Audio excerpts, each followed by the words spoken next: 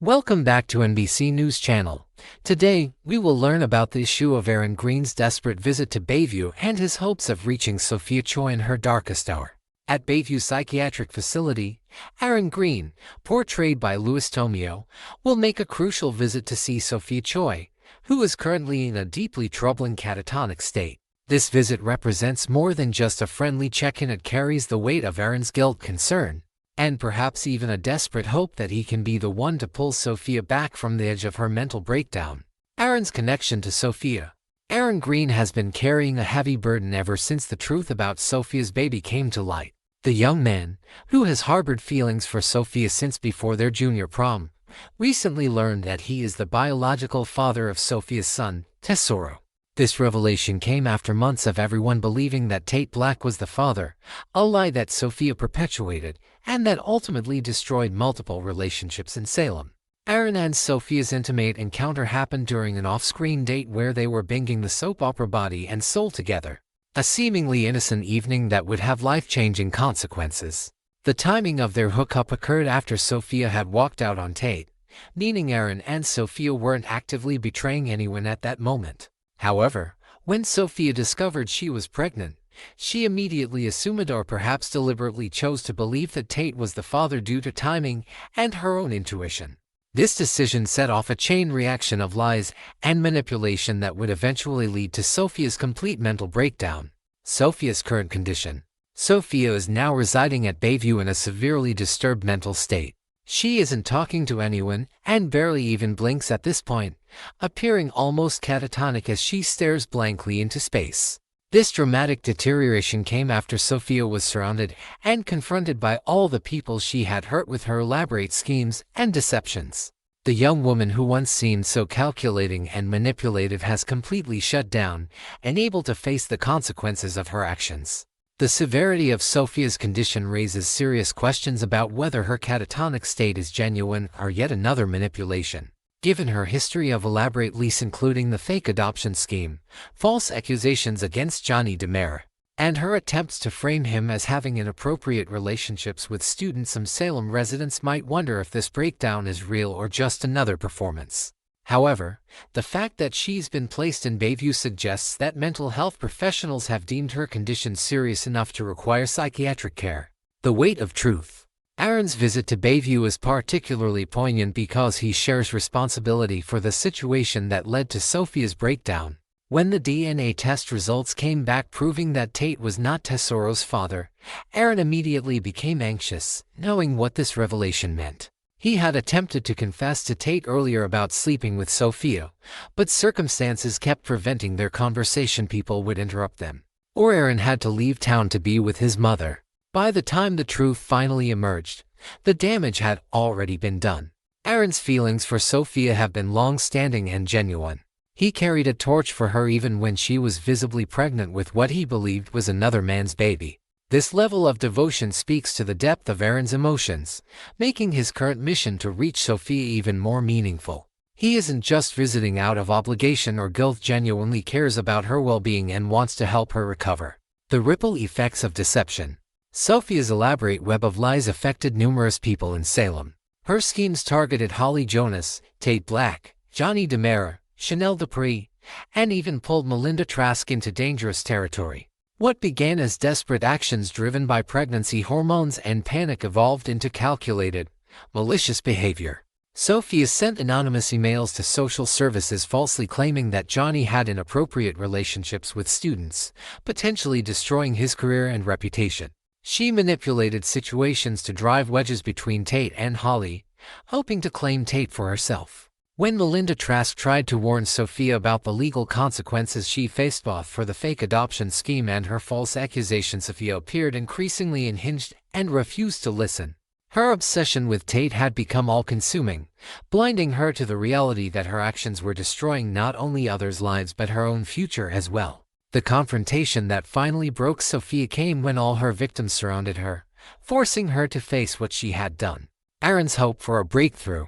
Despite Sophia's unresponsive state, Aaron believes he might be able to reach her where others have failed. Perhaps he thinks that hearing his voice, the voice of her baby's actual father, Someone who has genuinely cared about her even through her worst behavior might penetrate the walls she has built around herself. Erin understands that Sophia's actions, while inexcusable, came from a place of deep fear, desperation, and mental instability. Unlike the others she hurt, Erin shares a permanent connection with Sophia through their son, Tesoro. The question remains whether Erin's visit will have any effect on Sophia's condition.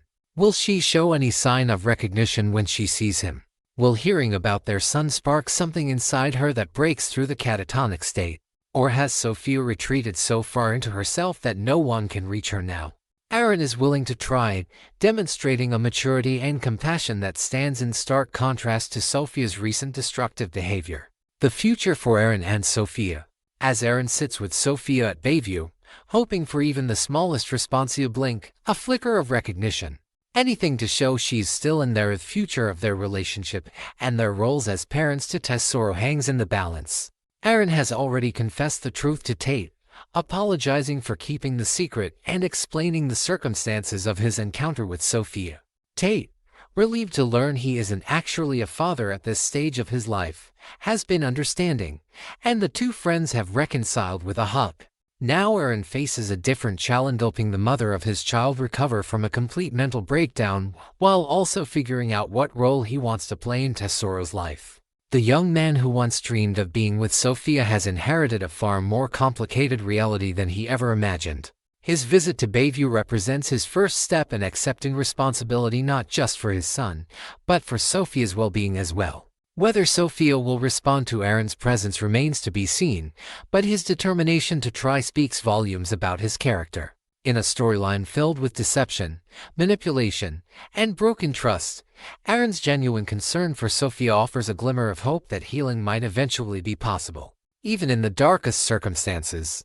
Part 2: A deep look at the night EJ was shot, and the consequences no one could escape. For months now, longtime viewers of Days of Our Lives have watched the complicated, painful aftermath of EJ Dimmer's shooting.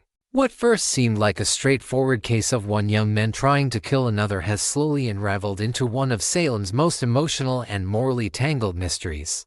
And now, with Rachel Black showing signs of a long-awaited breakthrough, it appears the truth may finally come to light, whether Salem is ready for it or not.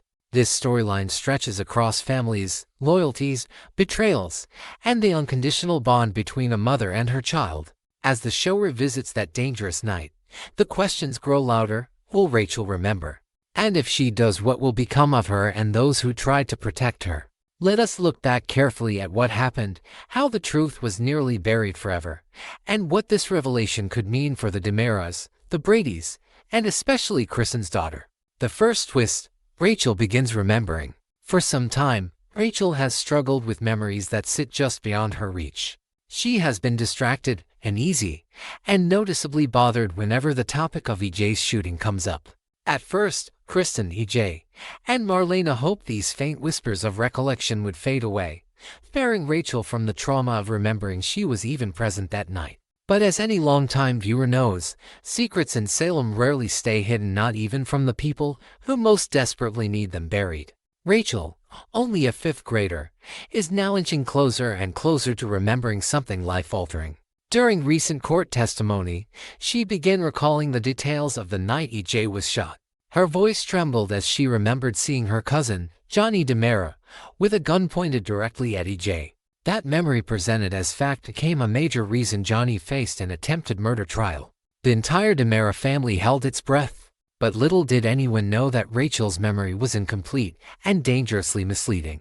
EJ's journey toward the truth. As Johnny's trial unfolded, EJ found himself struggling with his own hazy recollection of the event. This confusion led him to seek help from Dr. Marlena Evans, who guided him through several hypnosis sessions, a traditional Salem method of unlocking long-buried truths.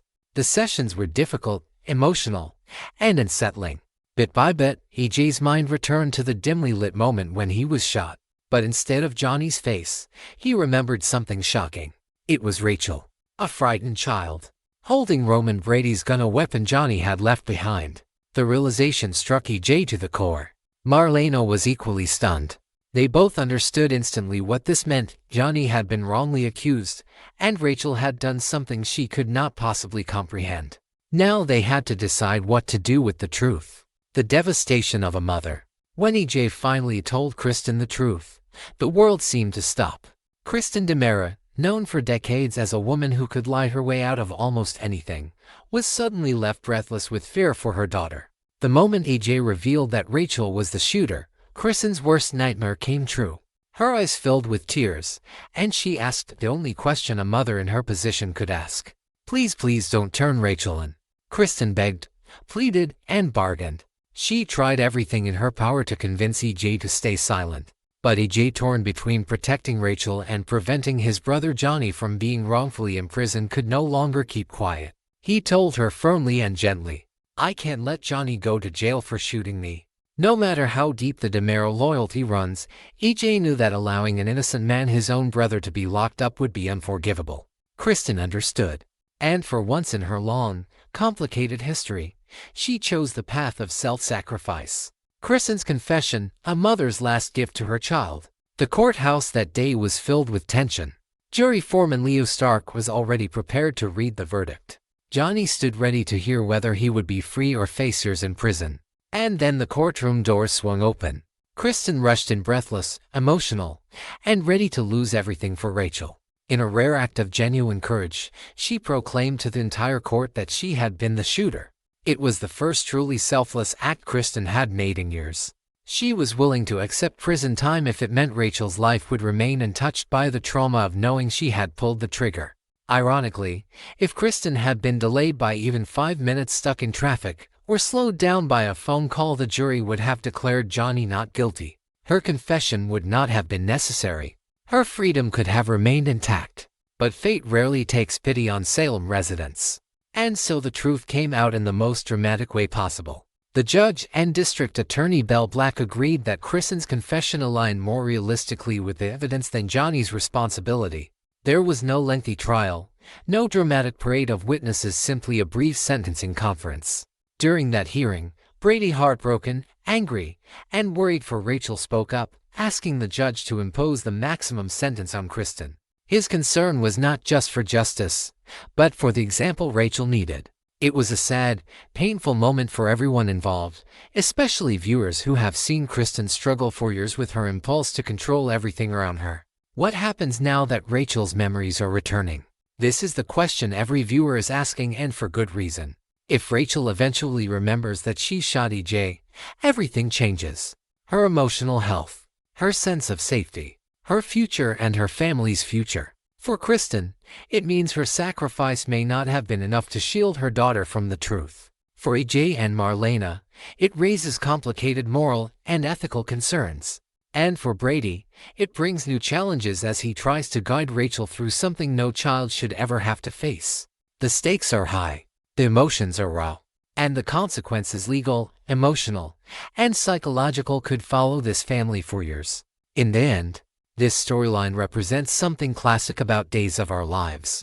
The belief that truth may hurt, but lies wound even deeper.